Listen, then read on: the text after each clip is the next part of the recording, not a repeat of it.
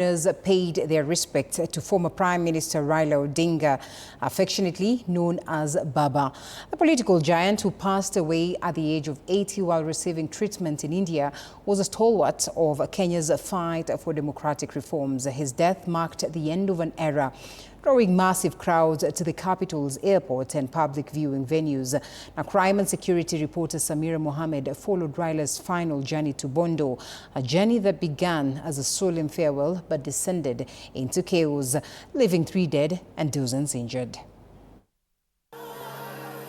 We soon will have the state reception for former Prime Minister Raila Odinga at Jomo Kenyatta International Airport descended into chaos as supporters thronged the airport, overwhelming security personnel. The eager supporters surrounded Raila's casket, leaving military personnel on the ground largely unable to control the situation. Kwenda kwa airport nilikaa hapo mpaka mwili ya baba ikafika, tolea kwa ndege. Mimi nilikuwa hapo, nikaomba hao watu wako hapo na mimi sina nguvu. Tafadhali naomba tu munipatie nafasi niingie nione mwili ya baba. Peke yake ndio mimi nataka. Sasa watu vile walikuwa wengi na vijana wadogo, unajua. Walikuwa wanasukumana mpaka wengine wameniangusha chini mpaka nakaa kama daraja, mtu ananikanyaga anapita akifuka ngambo ile. Mpaka meno yangu, jino yangu ikatoka. By saa 2 nilikuwa airport. Mimi nakaa side za huko Kikuyu huko. Lakini nilichoma tu. By saa 2 nilikuwa airport. Kufika airport pia hakukuwa rahisi. Tumewekewa guard, hakuna kupita. Hatuwezi ingia, ni nini tunaenda, hatuna ID. So mimi nikapark bike nikasema sasa hapa ndio patamu na kupiga madrama tukingoja baba. Cause hiyo ni kitu ilikuwa online, tunajua masaa na nini. Sasa ni zile tu mbwembwe hapo, tukipoteza time, tukiambia maskari hapa tutapita tu. The moment tutaona baba, hiyo pia nyinyi kama ni reinforcement muongeze, kwa sababu si ati ni ujeuri, ni baba tumekujia. So sioni haja mtupige hata tia gas. Efforts by leaders including Raila, Member of Parliament Tende Omolo, to calm the crowd were unsuccessful, with mourners continuing to mill around the casket. The unexpected surge at the airport disrupted the official reception program, forcing security officers to momentarily lose control of the situation as emotional supporters broke through the barriers to catch a glimpse of the hearse carrying Raila's remains. Venye nilisikia tu baba, yani nilisikia nimeishiwa nguvu, hata sikujua ni askari yako mbele ama ni kupita. Unasikia kupita, sasa unaendea mzazi. Hivyo ndio venye sisi tulijipata mpaka tukaambiwa that fence iko protected, akiangu prohibited, sijui nini. Kuenda tutaki kujua kama iko na stima. Mpaka niambia soja mwingine, mimi ni mtu wa wiring, wacha ni test kidogo, kumbe gate hakuna kitu. Ndio hiyo sisi kuenda. Actually kabla hata ndege iwekelewe zile maji mbili, fire extinguisher ama ni fire water. Hasa hapo kwa fire water, hiyo ilikuwa inaakishwa kama tumeshafika. Sasa wenye walikuwa nje, wenye waliingia mapema, wakaona hawa ni watu wetu wako ndani, pia wakakuja. So kufika hapo, I don't know what happened. Efforts by joint security personnel of military and GSU to contain the crowd proved futile, as hundreds pushed past the barricades, as others scaled perimeter wall, chanting Raila's name and waving twigs. A situation that forced the Kenya Airport Authority to announce a temporary closure of the airspace over Jomo Kenyatta International Airport from 10:26 a.m. to 12:26 p.m. to facilitate and enhance security rescreening operation following the arrival of the remains. But despite the disruption, the atmosphere remained largely peaceful, with mourners singing Raila's popular slogans as the casket was received. Security agencies later restored order as the procession prepared to depart for the Lee Funeral Home ahead of the public viewing at the Parliament buildings.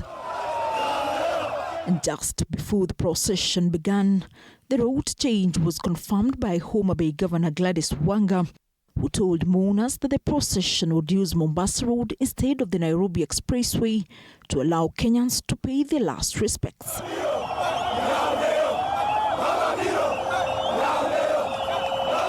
Hundreds of mourners escorted the body, which was carried on a gum carrier with a casket draped in a national flag.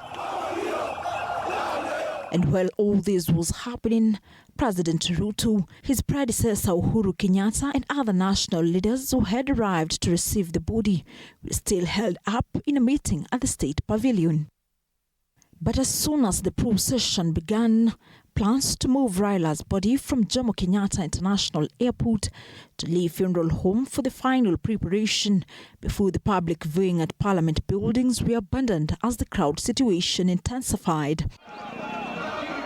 Tens of thousands of Kenyans gathered outside Parliament buildings along major city roads as the remains of the late former Prime Minister Raila Odinga were scheduled to arrive for public viewing. A situation that forced Parliament officials to cancel the planned public viewing after they were overwhelmed by the crowd, forcing authorities to change the viewing plans from Parliament to Kasarani Stadium. Walisema wanapeleka mwili ya baba anaenda kuomba. Walikuwa wanasema wanapeleka Uhuru Garden, lakini tena walikuja wakabadilisha wakachange. Wakasema baba anapeleka wapi? Kasarani. Hata huko Kasarani pia nilienda, hata kama niliumia huko Jomo Kenyatta Airport.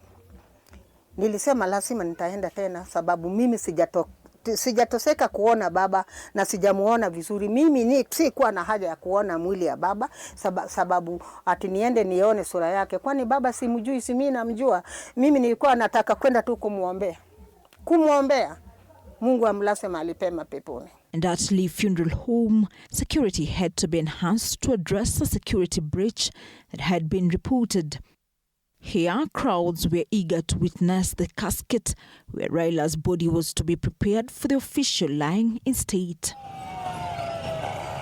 And after hours, security teams in last-minute decision directed the convoy through Outer Ring Road to the Moi International Sports Centre, Kasarani, a venue deemed safe and suspicious enough to accommodate the massive crowd.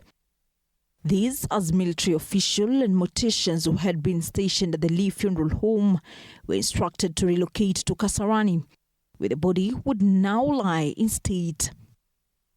And even as plans were changed, top government officials, including Cabinet Secretary Geoffrey Ruku and Lee Kinyanjui, remained at Lee, even as security personnel quietly withdrew. Meanwhile, as the situation continued to intensify at Lee Funeral Home, despite the change of plans, chaos also rocked Parliament buildings after mourners who had gathered for the anticipated viewing attempted to force their way into the compound as thousands of Kenyans continued to stream into the capital to honor Raila Odinga, a man many considered the father of modern Kenyan democracy. Tunaona shida. Vile baba amekufa, tunaona shida. Baba ndio alikuwa tegemeo letu. Mimi naweza kuambia, unasikia saa hii kuna nini zinabomolewa. Manyumba zinabomolewa. Ni kwa sababu baba yuko saa hii. Kama baba si ndiye alikuwa anasimama hiyo bomwaji, baba ndiye alikuwa anasimamisha. Saa hii baba ako chini. Hakuna mtu saa hii tunabomolewa, hata sisi tuko na wasiwasi, hata mahali tuko hata sisi tutabomolewa. Tutaenda wapi? Sisi ni wanyonge. Sisi ni wanyonge. Nani atatutetea? Nani mwingine tutampata? Ule anaweza kututetea. And at Kasarani Stadium, thousands of mourners filled the stadium terraces, waving flags and portraits of the former Prime Minister as his coffin, draped in the national flag, was wheeled into the arena under tight military escort.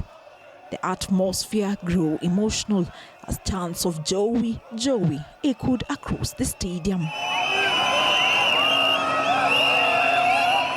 Almost an hour later in the afternoon, tension flared again at Kasarani as mourners attempted to force their way into the VIP section, prompting police to fire tear gas canisters.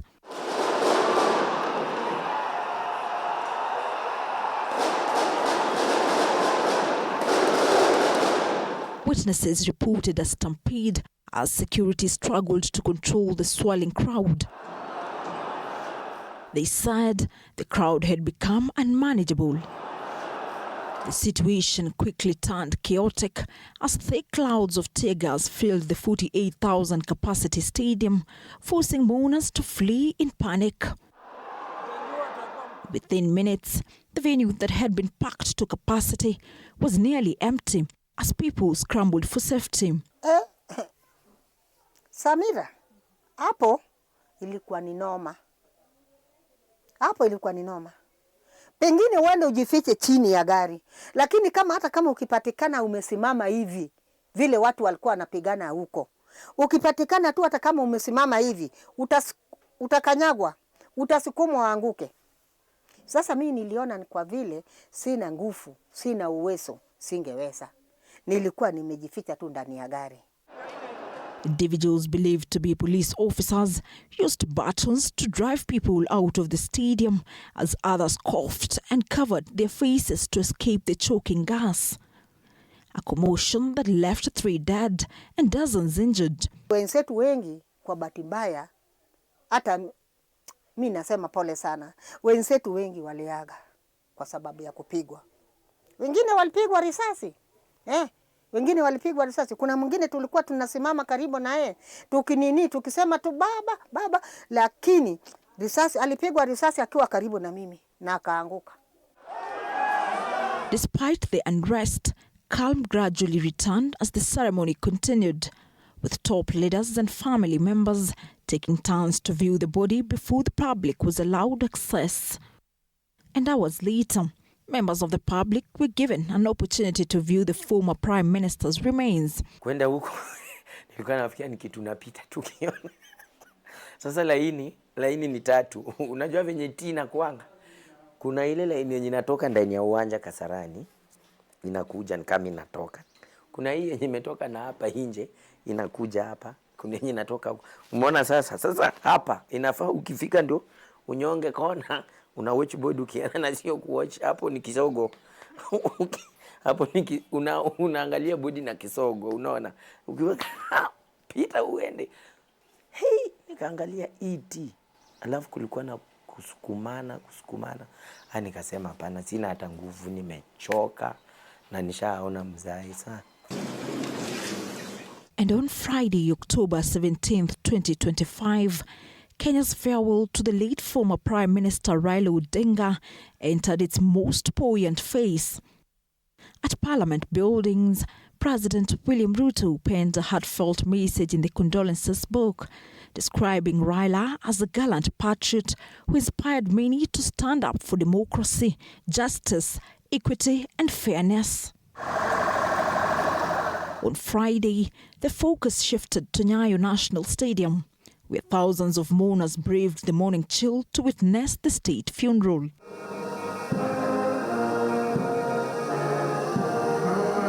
The highlight came as military personnel, alongside police, Navy and Air Force, wheeled in Raila's flag-dropped casket in a solemn procession led by religious leaders.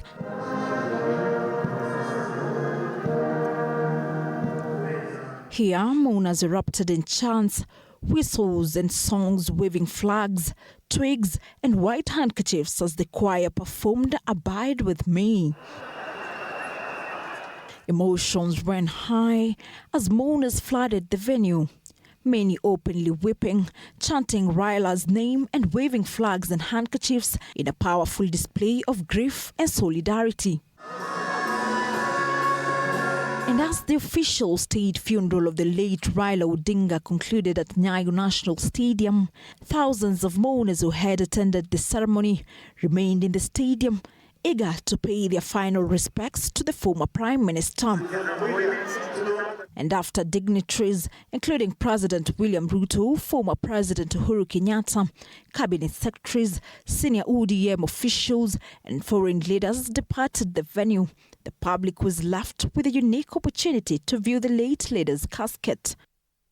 Raila's body, draped in the national flag, remained at the center of the stadium under tight security as National Youth Service officers lined up near the casket alongside General Service Unit personnel to prevent mourners from trespassing while ensuring orderly access. Security officers had set up clearly marked path leading to the casket where mourners queued in a single file. Each person was allowed to approach the body in turn, ensuring everyone remaining in the stadium had a chance to pay their respects without overcrowding in solemn yet tightly controlled atmosphere. The final viewing at Nyayo National Stadium was conducted with heightened security and meticulous organization to prevent a repeat of the previous day's chaos. Officers controlled the flow carefully, ensuring mourners moved alongside the stretch leading to the casket, allowing each individual to pay tribute without overcrowding. And on Saturday, October 18th, 2025, few minutes to 5 a.m., the former Prime Minister's body left Lee Funeral Home to Embakasi 75 Airbase. The scene at Embakasi Airbase in Nairobi was one of quiet dignity. The airbase, usually a hub of military activity, was hushed for the somber ceremony. Here, the former Prime Minister was accorded a rare and poignant honor, a military transport aboard a Kenya Air Force aircraft AC-27J Spartan. A C-27J Spartan is typically reserved for transporting VVIPs, and this time it was deployed specifically for the funeral duty, underscoring the high regard in which the departed was held.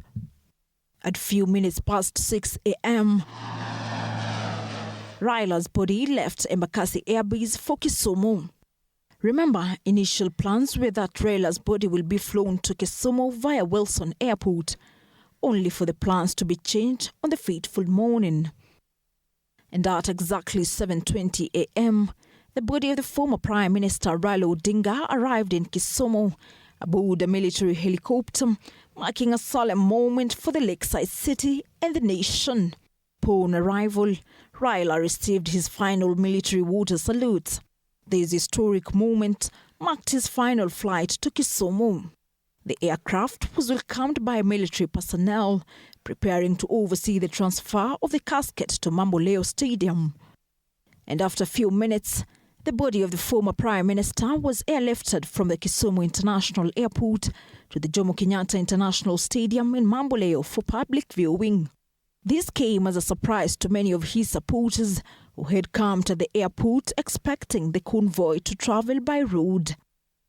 The public viewing, initially scheduled to take place at Moi Stadium, was moved to the Jomo Kenyatta International Stadium in Mamboleo following adjustments. Raila's body was later transported to his rural home at Opodo Farm in Bondo, Siaya County.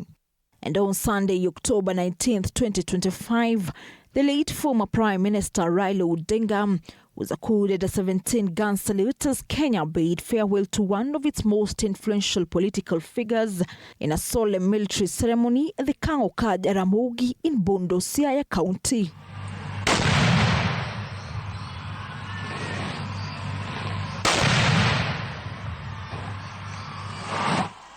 Raila Odinga passed away on Wednesday, October 15th, 2025 in Kochi, India at the age of 80.